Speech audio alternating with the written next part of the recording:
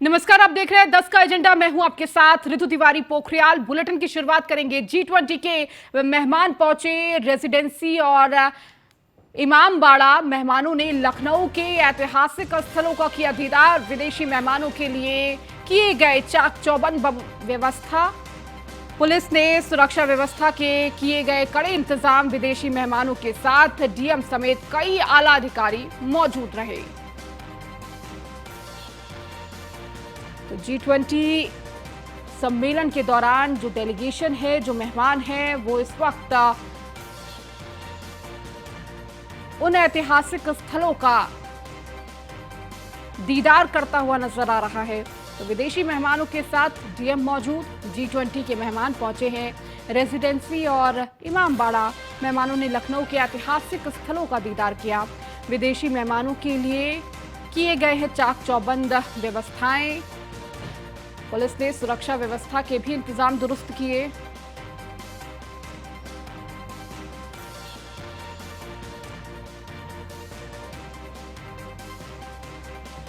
विदेशी मेहमानों के लिए किए गए चाक चौबंद बंदोबस्त।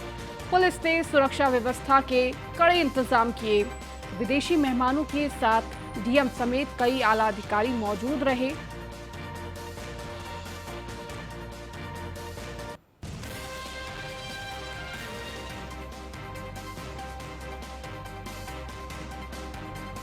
पुलिस ने सुरक्षा व्यवस्था के कड़े इंतजाम किए हैं। विदेशी मेहमानों के साथ डीएम समेत कई आला अधिकारी मौजूद हैं।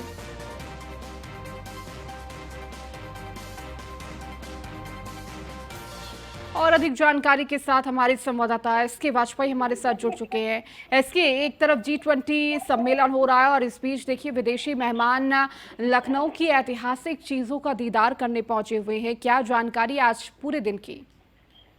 बिल्कुल निश्चित तौर पर लखनऊ में G20 का सम्मेलन चल रहा है, जो कि 3 दिवसीय सम्मेलन था और आज तीसरा दिन है।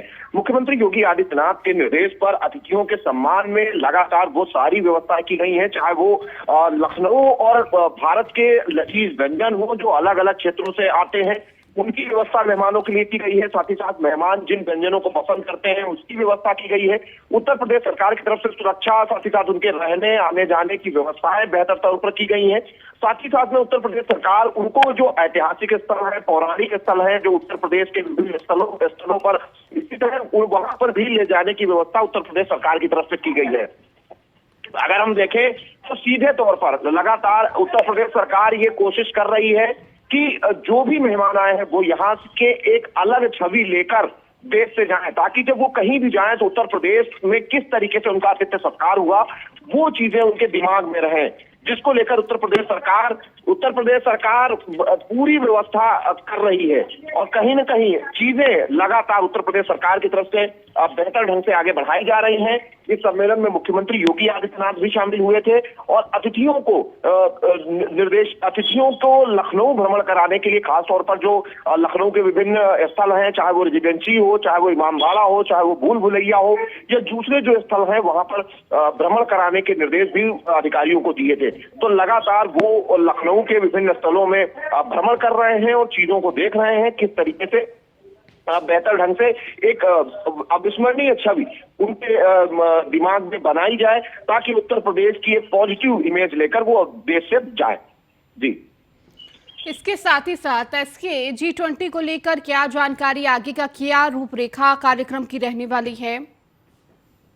G20 को लेकर चूंकि 3 दिवसीय सम्मेलन था, पहले दिन जहां कॉन्फ्रेंस थी जिसमें मुख्यमंत्री योगी, साथ ही साथ में केंद्रीय मंत्री अश्विनी वैष्णव और साथ ही साथ जो विभिन्न देशों के जो प्रतिनिधि आए हैं जिसमें सचिव स्तर के अधिकारी शामिल हैं, वो सभी शामिल हुए थे। साथ ही साथ 9 मित्र देशों के जो सदस्य हैं वो भी इस सम्मेलन में पहुंचे थे। और कल पूरे दिन जो साइबर क्राइम है, साथ ही साथ जो विभिन्न जो ऑनलाइन सेवाएं हैं उनको किस तरीके से फुल प्रूफ बनाया जाए, उनकी कैसे सुरक्षा की जाए, इन बहुत सारे विषयों को लेकर पूरे दिन बैठकों का दौर, मंथन का दौर चला था। और आज तीसरा दिन है जब उन सभी विषयों को लेकर उत्तर प्रदेश सरकार, साथ ही साथ केंद्र सरकार के जो अधिकारी हैं वो देश में की जा रही विभिन्न जो व्यवस्थाएं हैं, विभिन्न जो तैयारियां हैं, उनको लेकर आज कॉन्फ्रेंस करेंगे। और कहीं ना कहीं इसमें सभी देशों के जो सदस्य हैं, जो प्रतिनिधि हैं, वो इसमें मौजूद रहेंगे। जी ठीक है, बहुत शुक्रिया इस जानकारी को देने के लिए। तो G20 के मेहमान पहुंचे हैं रेजिडेंसी और इमामबाड़ा। तो लगातार उन सारी ऐतिहासिक चीज़ों का दीदार करते हुए ये मेहमान नजर आए हैं।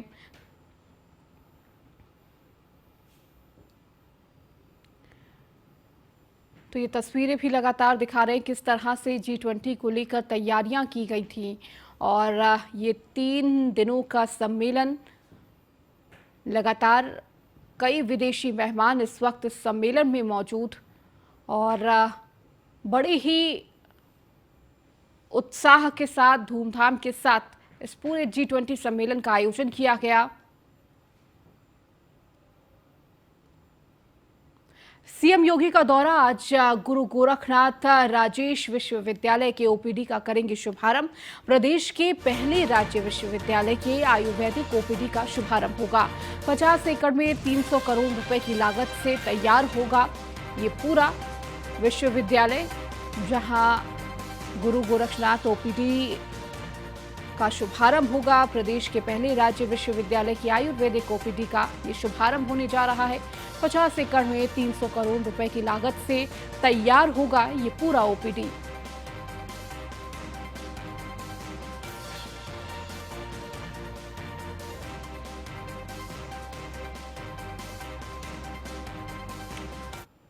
और अधिक जानकारी के साथ हमारे संवाददाता हरेंद्र दुबे हमारे साथ जुड़े हुए हैं। हरेंद्र, आज क्या कुछ जानकारी मिल रही है सीएम योगी आदित्यनाथ के कार्यक्रम को लेकर?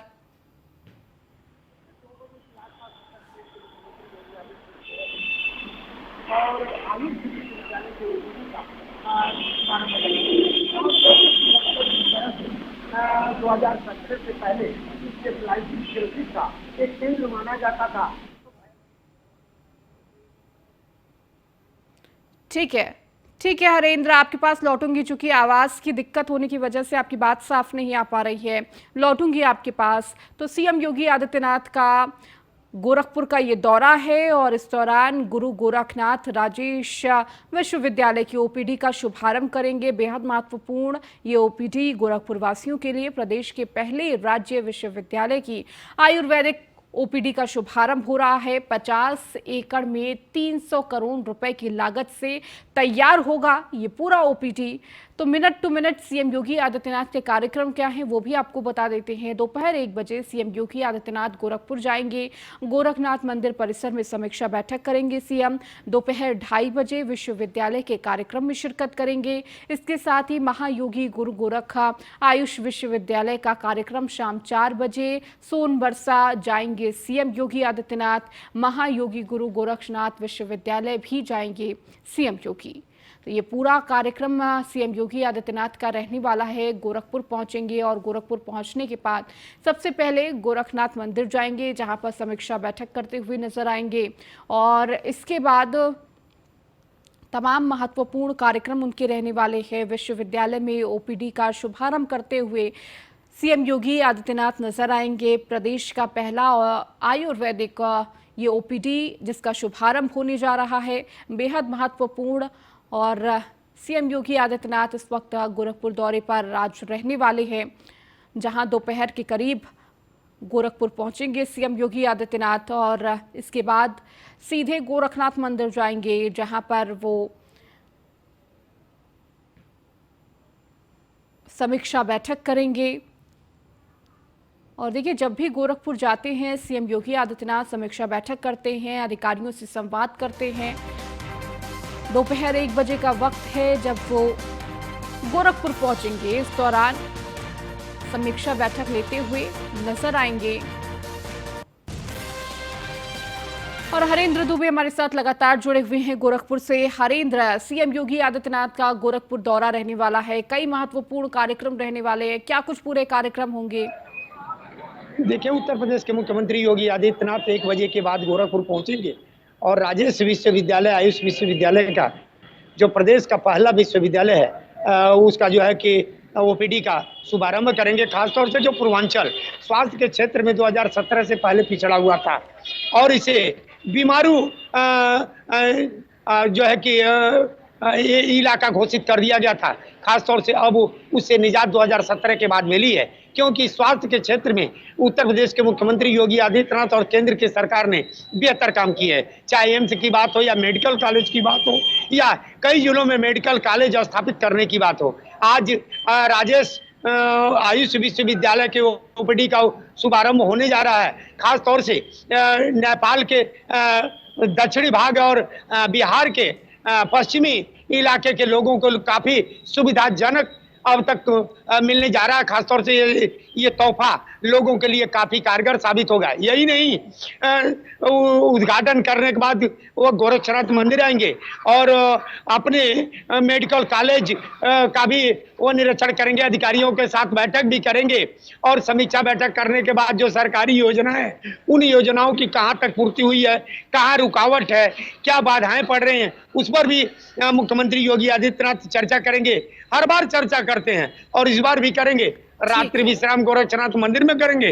सुबह 8 बजे जनता दर्शन का कार्यक्रम लगा के पूर्वांचल के अनेक जिलों से आई जनता की समस्या सुनने के बाद सांसद खेल प्रतिस्पर्धा का समापन में जहां देश के प्रधानमंत्री वर्चुअली जुड़ेंगे, वहीं मुख्यमंत्री भी उस कार्यक्रम में मौजूद रहेंगे। भारतीय जनता पार्टी के विधायक, सांसद सहित कार्यकर्ता भी मौजूद रहेंगे। ठीक है हरेंद्र, बहुत शुक्रिया इन तमाम जानकारियों को देने के लिए।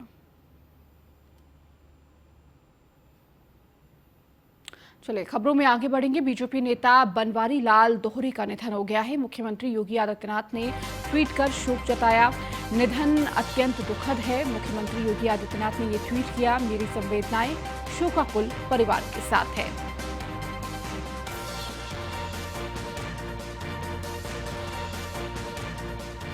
बीजेपी नेता बनवारी लाल दोहरे का निधन है, जिसके बाद सीएम योगी आदित्यनाथ ने ये ट्वीट लिखा। उत्तर प्रदेश विधान परिषद के सदस्य व वरिष्ठ भाजपा राजनेता श्री बनवारी लाल दोहरे जी का निधन अत्यंत दुखद है। मेरी संवेदनाएं शोकाकुल परिवार के साथ है। प्रभु श्री राम से प्रार्थना है कि दिवंगत आत्मा को अपने श्री चरणों में स्थान का और शोकाकुल परिजनों को यह दुख सहने की शक्ति दे। ओम शांति।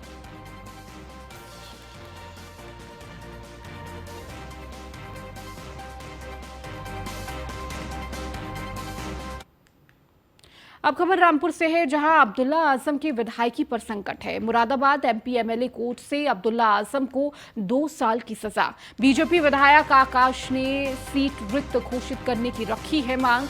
तो अब्दुल्ला आजम की विधायकी पर अब संकट मंडराने लगा है। मुरादाबाद एमपी एमएलए कोर्ट से अब्दुल्ला आजम को 2 साल की सजा सुनाई गई है। बीजेपी विधायक आकाश सक्सेना ने सीट रिक्त घोषित करने की मांग रख दी है।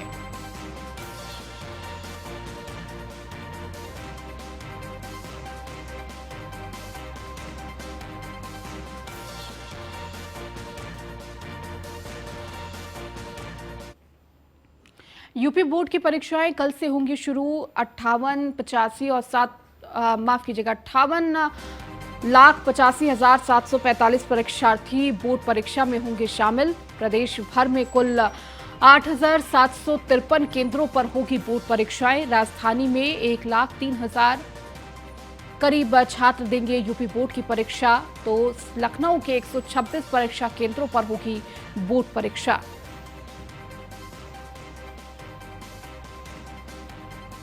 तो लखनऊ के 126 परीक्षा केंद्रों पर ये बोर्ड परीक्षाएं आयोजित की जाएंगी। यूपी बोर्ड की परीक्षाएं कल से शुरू हो जाएंगी, जहां छात्र छात्राएं लगातार परीक्षा को लेकर तैयारियां करते हुए नजर आ रहे हैं। तो ही माना जा रहा है कि 58,85,000 से ज्यादा प्रदेश भर में कुल 8,753 केंद्रों पर ये बोर्ड परीक्षाएं होंगी।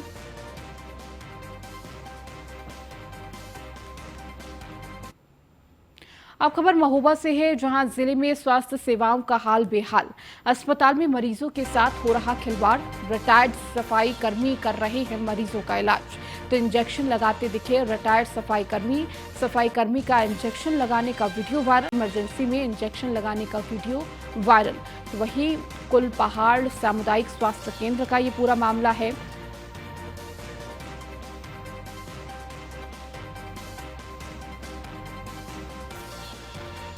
सफाई कर्मी का इंजेक्शन लगाने का वीडियो वायरल हुआ है। किस तरह से इमरजेंसी में इंजेक्शन लगाने का ये वीडियो सामने आया है।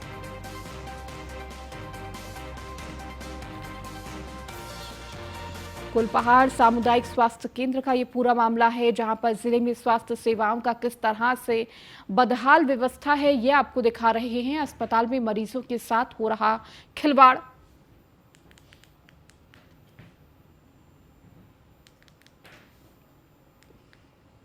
वहीं प्रॉपर्टी डीलर को संदिग्ध परिस्थितियों में लगी गोली। प्रॉपर्टी डीलर की ट्रामा सेंटर में इलाज के दौरान मौत हुई। काकोरी बेहटा गांव के रहने वाले थे प्रॉपर्टी डीलर धर्मेंद्र। पुलिस ने मौके से अवैध तमंचा भी बरामद किया है। घर वालों ने अज्ञात बदमाशों पर गोली मारने का आरोप लगाया।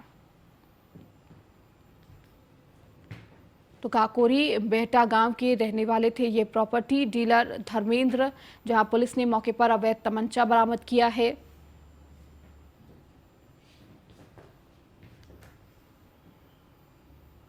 यूपी निकाय चुनाव व आरक्षण को लेकर सर्वे पूरा। नए ओबीसी सर्वे के बाद कई सीटों पर बदलेगा आरक्षण। पिछड़ा वर्ग आयोग जल्द सौंपेगा सर्वे रिपोर्ट। आयोग के पास 31 मार्च तक रिपोर्ट देने का समय। नगर विकास विभाग कराएगा सीट आरक्षण का मिलान। तो अप्रैल में चुनाव कराने की तैयारी में यूपी सरकार है।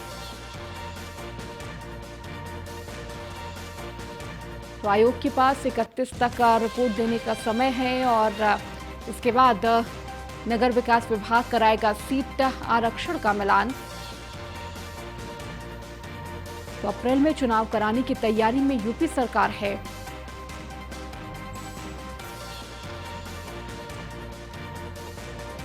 यूपी निकाय चुनाव आरक्षण को लेकर सर्वे पूरा। नए ओबीसी सर्वे के बाद कई सीटों पर बदलेगा आरक्षण।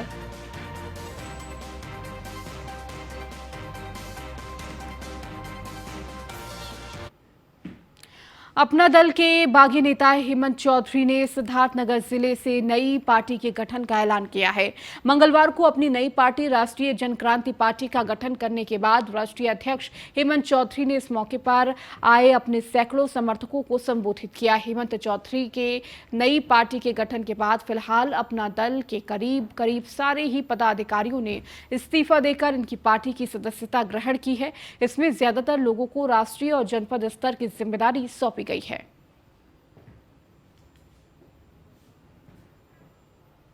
बुद्ध की धरती सिद्धार्थनगर जनपद से अपना दल के बागी नेता हेमंत चौधरी ने आज एक नई पार्टी का आगाज किया। उस पार्टी का नाम राष्ट्रीय जनक्रांति पार्टी है। हमारे साथ बात करने के लिए मौजूद है हेमंत चौधरी जी। सर, 2016 से 2022 तक अपना दल का सफर, बगावत, कई आरोप, उसके बाद नई पार्टी का आगाज।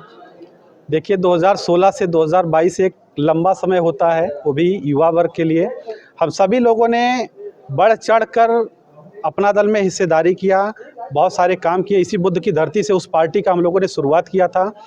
काफ़ी मेहनत करने के बाद जब चुनाव आता है, सीटें जो मिलती हैं अपना दल को, वो बाहरियों को बेच देती है अपना दल। तो कहीं ना कहीं वो युवाओं के साथ और लोगों के साथ पार्टी के कहीं ना कहीं विश्वासघात करती है। सुबह आता है व्यक्ति बाहर से, दोपहर को पैसा जमा करता है और शाम को उसको सिंबल मिल जाता है।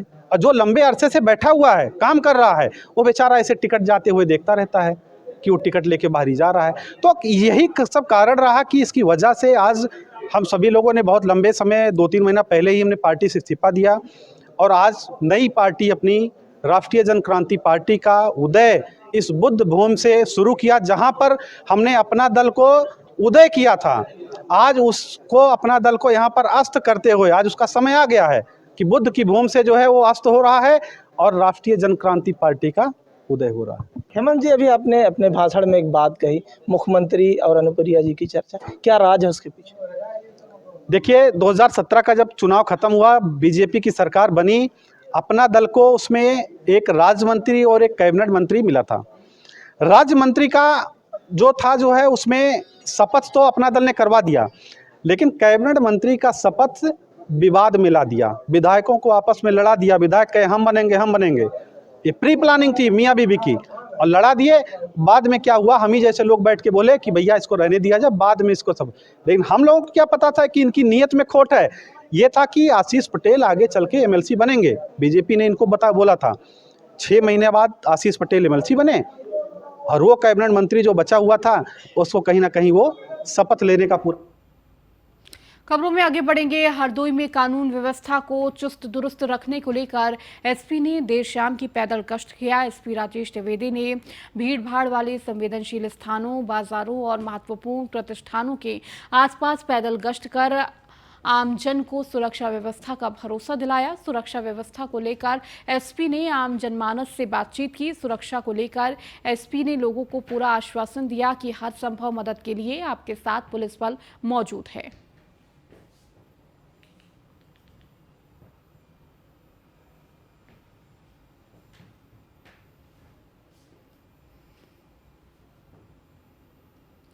यूपी में 31 एडिशनल एसपी के तबादले देखने को मिले हैं। डॉक्टर राजीव दीक्षित बने हैं ADCP Noida. Brajesh Kumar Gautam additional SP Jaunpur बनाए गए हैं। पवित्र मोहन त्रिपाठी एडिशनल एसपी बहराइच। हृदय कठेरिया बने हैं एडीसीपी नोएडा। अशोक कुमार अपर पुलिस उपायुक्त गौतम बुद्ध नगर बनाए गए हैं। तो कई फेरबदल देखने को मिले हैं। और अधिक जानकारी के साथ एसके वाजपेयी हमारे संवाददाता हमारे साथ जुड़ गए हैं। एसके, यूपी में 37 एडिशनल एसपी के तबादले देखने को मिले हैं। बिल्कुल निश्चित तौर पर, क्योंकि हम देखें तो लगातार उत्तर प्रदेश सरकार की तरफ से अफसरों की तैनाती की जा रही है और लगातार ऐसे अफसरों को फील्ड से हटाया जा रहा है जो कि अफसर सरकार की मंशा के अनुरूप काम नहीं कर रहे हैं। जिस दिशा में आपने देखा होगा कि लगातार आईएएस, आईपीएस और पीपीएस, पीसीएस अफसरों के तबादले हो रहे हैं, उसी क्रम में आज भी 36 जो अपर पुलिस अधीक्षक हैं उनके तबादले हुए हैं, जिसमें प्रदेश भर के विभिन्न जिले शामिल हैं, जिसमें कहीं न कहीं इन अपर पुलिस अधीक्षकों को नई तैनाती दी गई है। साथ ही साथ बड़े पैमाने पर एक जिले से दूसरे जिले में भेजे गए हैं। निश्चित तौर पर उत्तर प्रदेश में निकाय चुनाव होने हैं, जिसको लेकर आयोग सर्वे कर रहा है और उम्मीद की जा रही है कि अप्रैल के महीने में ये चुनाव कराए जा सकते हैं, जिसको लेकर कानून व्यवस्था पूरी तरीके से चुस्त दुरुस्त रहे, उसको लेकर ये व्यवस्थाएं की जा रही हैं। और सीधे तौर पर इन व्यवस्थाओं के जरिए कहीं न कहीं एक कोशिश है उत्तर प्रदेश सरकार की कि ऐसे अफसरों की तैनाती फील्ड में की जाए जो बेहतर रिजल्ट दे सकते हो, कानून व्यवस्था पर बेहतर काम कर सकते हो। और सरकार जिस तरीके से लगातार कोशिश कर रही है कि भ्रष्टाचार और अपराध के प्रति जीरो टॉलरेंस की नीति रहे, कहीं न कहीं उस पर काम कर सकते हो। उस दिशा में उत्तर प्रदेश सरकार की तरफ से आज भी 36 जो अपर पुलिस अधीक्षक हैं उनको नई तैनाती दी गई है। ठीक है, बहुत शुक्रिया इसकी इस जानकारी को देने के लिए।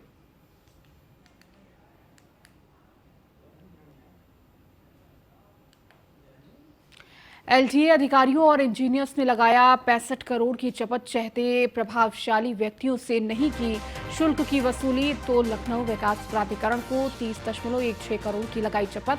लोगों से श्रम उपकरण न लेने में 35.52 करोड़ का नुकसान। खुलासे के बाद विधानसभा की लोक लेखा समिति ने किया तलब, तो वहीं एलटीए अफसरों को दस्तावेज समेत 20 फरवरी को किया तलब।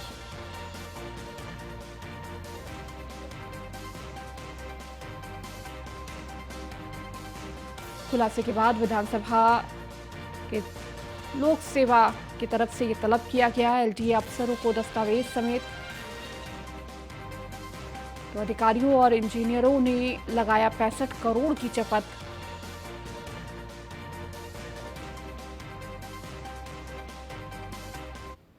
चलिए, इस बुलेटिन में फिलहाल इतना ही। बने रहिए न्यूज़ 1 इंडिया के साथ।